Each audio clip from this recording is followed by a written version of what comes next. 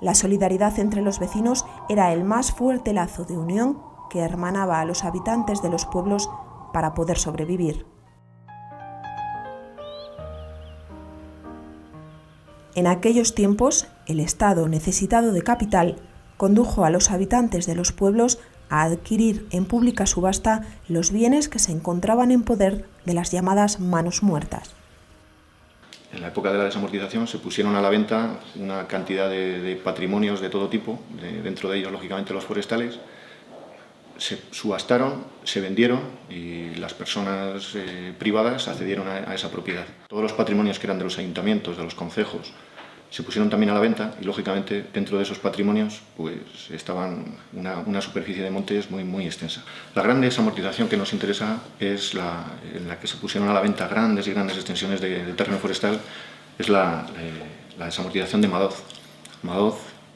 con la ley de 1 de mayo de 1855, pues puso a la venta, entre otros, ya los que se estaban vendiendo con anterioridad pertenecientes a la Iglesia, pero además adicionó los bienes de los pueblos, los comunes y propios de los pueblos. Pues hay que entender que para las gentes de los pueblos eran desembolsos grandes y hacer frente a esos desembolsos grandes, pues en muchos casos trajo problemas, de tener que pedir créditos adicionales, de tener que vender pues, parte de los ganados que tenían, de posiblemente forzar enseguida a que determinados hijos tuvieran que emigrar y abandonar las localidades pues porque no encontraban un sustento para todos. Era práctica común el juntarse varios vecinos, varias personas que tenían una misma necesidad pues, de ganados, de leña, de la caza, bueno, vivían del monte, pues se juntaban y entre todos ponían en la medida de las posibilidades de cada uno el dinero que podían y entre varios, entre muchos, compraban pues, los patrimonios que hasta entonces habían estado utilizando casi de forma gratuita y libre. El que tenía más ganado y tenía algo más de dinero, pues pondría algo más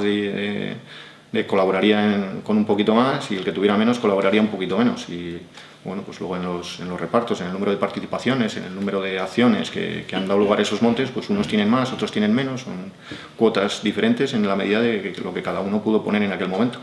Todos los habitantes del pueblo habían participado en la compra de estos terrenos en mayor o menor medida, y que bueno, que era una muestra de solidaridad entre ellos, porque claro, el Estado en aquel momento a los ayuntamientos les expropió unos terrenos comunales, porque el Estado necesitaba dinero para sus fines o guerreros o del tipo que fuera, y si eso lo vendían a otros propietarios ajenos al pueblo, los habitantes de aquí no tenían de qué vivir, de qué mantener a sus rebaños, ¿no? Y entonces, entre los habitantes del pueblo surgió esa necesidad y esa solidaridad. Oye, entre todos vamos a comprarlo, cada uno en la proporción que podía, sus finanzas, que llamaríamos ahora, ¿no? Su capacidad económica, y cada uno, y al final se quedaron con todos estos montes para seguir viviendo.